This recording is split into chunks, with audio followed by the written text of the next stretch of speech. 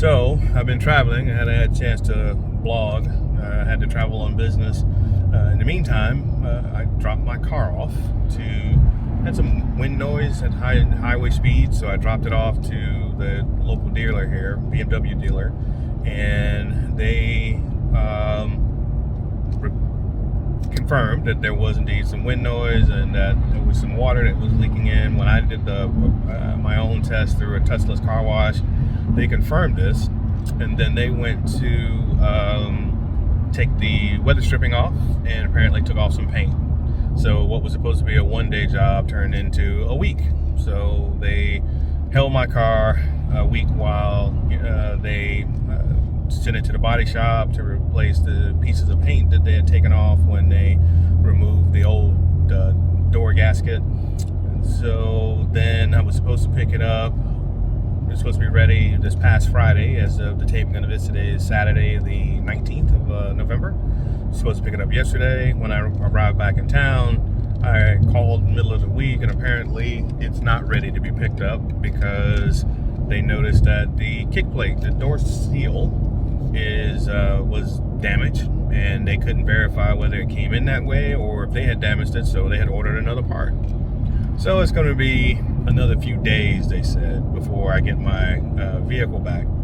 So in the meantime, they gave me this, as you can notice that I have these red guts and an actual usable back seat. So they gave me a loaner today. The loaner is a 840i, and so it gives me an opportunity to engage with the 6-cylinder version of my car with a little bit more ass on it because of the back seats. It's a 4-door. This is the Gran Coupe. It is in a beautiful Barcelona Blue, which I really love, and it has the gutters that are nice. So amenities wise, it's one of those things where I swapped some things, we gained some things in this loaner. I don't have the driver assist cameras up on the live cockpit area, but I do have a remote start. This one does not have ventilated seats, like mine does not have ventilated seats, but because it's the Gran Coupe, it does have a sunroof for both the front and rear passengers. It is a 2+2 configuration, as you can see there. So you're only going to get 2 people. You could get a small third person in there, but they're going to have to straddle that hump right there in the middle. So one thing I'll say is that this has the same religiously faithful V6, or not V6, excuse me, inline 6, straight 6, that is a bread and butter engine for BMW, always has been. It is turbocharged, and it's the same one that's in my wife's X5, so it's a very good engine, very reliable, gives plenty of power. So instead of the 523, 530 that's in my 850, this one has, I believe, 300 plus horsepower, which is pretty good for this size car. It actually doesn't feel underpowered, feels about right. What else? So again, I just wanted to, since I had the opportunity and I'm in a different vehicle, just wanted to share the different experience that I have right now, which again is that this is the loaner that was given to me by the dealership, since it was taking so long and they decided they wanted to give me an 8 series. So it's really a great comparative test to be able to engage in. So horsepower, again, is pretty good. Acceleration is great for, again, a 6-cylinder, just like in my wife's vehicle, although hers is heavier. It does give a lot of that type of great pickup. Not quite the same. I haven't quite put it into sport yet. I'm going to probably do that here going in. But I'll get some photos and maybe a walk around of the Barcelona Blue, because I do feel that it is a gorgeous color. They didn't look like they washed it before they handed me the keys, so it may not come out as brilliant as it may if it were clean. But the Barcelona Blue is a pale blue metallic that is very beautiful. I think I seem to like it. It's very unique, and it's kind of a staple of this car.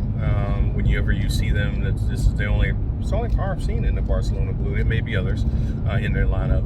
So what I'm going to do now is I'll go ahead and pause, and then when I park, I'll do a walk around, and then I'll tell you what my experience is perhaps in sport mode once I get a chance to do that, because I haven't done that yet. Okay, so I just switched over, when I got off the expressway into Sport Plus, and you get the sensation of, you ever have the sensation of having your sinuses clogged and all of a sudden your sinus is clear and you can breathe? That's what it sounds like in Sport Plus. The damper is it's a little rocky because I'm driving over some highways, some regular streets, and they don't, they're kind of bumpy. They have a lot of potholes and stuff. It's absorbing them pretty well, but it is a little rocky in here. But I tell you, it is a thing where it's completely different in the way it's performing. The pickup is almost immediate in the way that it's performing. So I'm gonna hit this U-bone right here. You can kind of hear the transmission going through some machinations here. So yeah, it sounds great actually, performance wise. So let's go ahead and do this.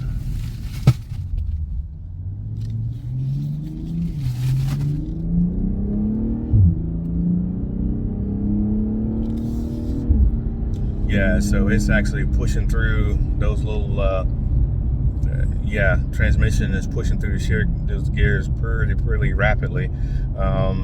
It's on demand, so it's an impressive vehicle. So if you're looking to save a few dollars, or if you want better gas mileage in a high performing car, I would probably recommend looking at the 840, maybe more your speed.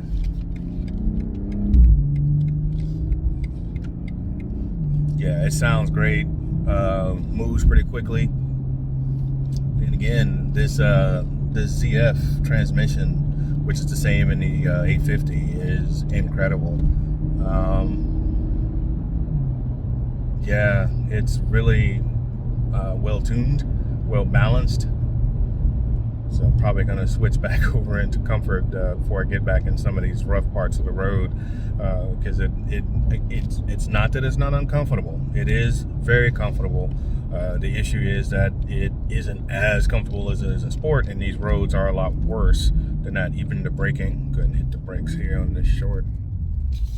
Yeah, so I would definitely recommend this from that perspective. Yeah, it's getting out there and dancing. And did I mention these red guts? If you know me, you know I love the red guts. That's a sexy car. So anyway, I'm going to cut it here, and then I'll give you the walk around here shortly. So I don't know how well my voice has been picked up or how well it's coming in, but so here's a walk around. So again, front fascia is pretty much the same. This is a 2020. So it's a year newer than mine. So the front fascia is pretty much the same. Still got the M brakes in there. The difference being, of course, is that you've got this rear door, and again with BMW, they have these huge doors for the back piece. So you have a lot of room there. It's actually serviceable. I can go onto the other side and show you. But again, as I mentioned, this is 840, and this is the loaner.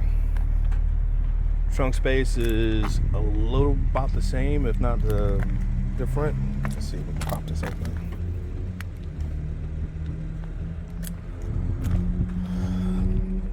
So yeah, trunk space is about the same as mine. You would think that you would lose some space just with the door, but with the rear seat, I should say. But yeah, it's there. But this Barcelona Blue is one of my favorite colors. And again, we have the sunroof on top, so no carbon fiber roof on this baby. And if you can't see the flake in there in the sun, I mean, it's a nice metallic that comes in. It's really gorgeous. And those red guts are a big deal. Let's take a look at the back. So again, huge wide opening for the back, which is important. It does sit low, just like the 6 Series did. So, and as I mentioned, you have your rear climate controls and your USB-C, which is optimal in a car like this. And again, there is a middle section where someone could seat, but they'd have to straddle that hump. So 2+2 seating. Pass through here, I believe. Oh no, it's not a pass through. And here's your cup holders here as well. Got some storage. So a little bit different than mine. You do have your ankle hooks. So if you do have kids, you can put your car seat in there. Of course, you got your adjustments for that, where you can snap them in place. But yeah, there are 3 seat belts back here, so you could ride 3 people or put a car seat back there as well. It does have the fiber badges. Let's open this again to show you. That has the carbon core, because these cars are a blend of in the chassis of carbon fiber, aluminum, a little bit of lightweight steel, so it gives it a little bit less weight. Let's go ahead and get inside. And then, as you see, the interior pretty much is the same. As I mentioned, this one, which has the it's funny that with the give and get thing. So this has the heated steering wheel, but it does not have the driver assist professional package. So if I went around the front, you didn't see the radar, and you don't see the infrared camera here that looks at the eyes of the driver. So it's kind of a little bit of a difference, because I don't have the heated steering wheel in mine, but I do have the driver assist. So it's amazing how people, when they buy these vehicles, they customize certain things and what they give up as versus what they keep. This does have the same Harman Kardon sound system. So this is your 16 speaker system. The upgrade from that, of course, for I believe $3,200, is the Bauer and Wilkins sound system. This one has the same fabric here. It does not have the Alcantara, which is another upgrade that you can get in this vehicle. Visibility is pretty good. Back window, the rear deck being so high, it's not as good with some of the lower cars here. But what I will say is that the visibility across the board has a lot in this greenhouse. For example, this is a typical blind spot inside of the coupe, because that B pillar is about the same width, which is pretty thick, pretty substantial, and then the seating position is just a little bit more forward than this, because the back seats aren't as usable. So because I don't have as large a B window, it starts to cut on that back window. You have the entirety of this space that you can't see, whereas now I have that little keyhole that I can peek over and I can see that, oh, someone's there.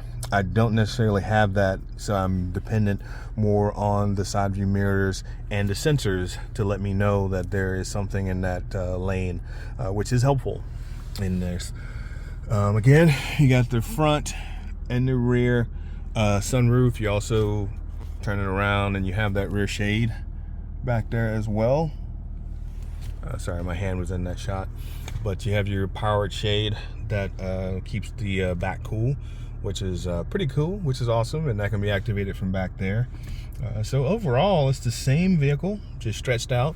There is always some debate, where there's some folks say that this is basically they took the 6 chassis, which was based on the 5 Series, and lowered it, stretched it a little bit, made it into the 6 Series. Now the train of thought from some folks with the 8 is that they didn't actually do the 5 and make it into an 8. What they did is they took the 7 and chopped it so that it would give them that. So because essentially coupe means to cut, so that they would take the 7 Series, cut off the end, make it smaller, give it a sloping back end so it has a more of a coupe, more aerodynamic coupe feel, and then that would give you your 8 Series. And then of course adding the doors back would give you the Gran Coupe, which is what I'm sitting in now. So overall, I'm pleased with the fact that they at least give me a loaner, but again, I am traveling again next week, so hopefully my baby doll will be ready, or else there may be an issue or two. Sorry, I kept getting my fingers into the shot here because I'm shooting wide. But overall, this is a great vehicle. It's, again, if you wanted to save a bit but still get into the 8 Series package, this is a great one to do it with, and it's going to give you great performance. You know, it's not the 8, it's surely 850i is not the, surely not the competition, but it's a good entry into this series. So it still garners a lot of attention. I stopped at the gas station to put gas in it, and a gentleman stopped me and asked a lot of questions. Hey, how long you had this, and you know, what is it, that type of thing. And so that was a long yarn, but it gave me, you know, but again, it draws attention. Not as much as a coupe, obviously, but it is something that is going to give you some attention if that's what you're into. Some folks not into that, so that may not be what you're looking for. But yeah, I would definitely approve, if you will, this vehicle, or at least say that it's something that it drives well. I drove it. I lied to you guys earlier, by the way. I did on the way home, driving on the expressway before pulling over to do the walk around and sport mode, Sport Plus, and it's a joy.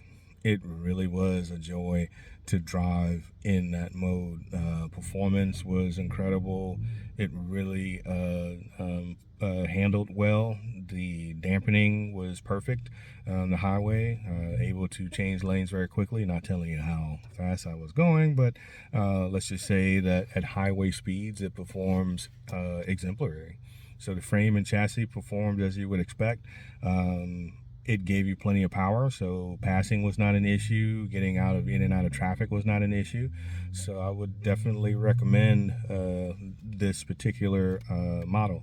So while some may say it's a step down, I'd say that it's a right size package. The engine has made it very well to transmission, and both of them seem to move this car, all 2 tons of it, very well. 2.5, I think. So I would, yeah, I would highly recommend checking it out if you're interested in it. But I do miss my 850. Poke my lip out for a second. So this is where I'm going to end it. Thank you all. I appreciate you watching. Bye. Well, here's one thing that I can do is I can give you a side-by-side, or in this case, ass-to-ass comparison between the 840 or the 8 Series versus the 6 Series. So this is my son's 6 Series. So I can back up and see if I can get all of it in here. You see that it has the smaller split U-shaped kidney grills in there. The nice long hood. Now he has a 650i, which is the 8-cylinder twin turbo, and same silhouette, framing. One difference here is the brake light is integrated into the top pillar, whereas this one isn't, which means that the hood is just a little bit more raked on this one than on that one.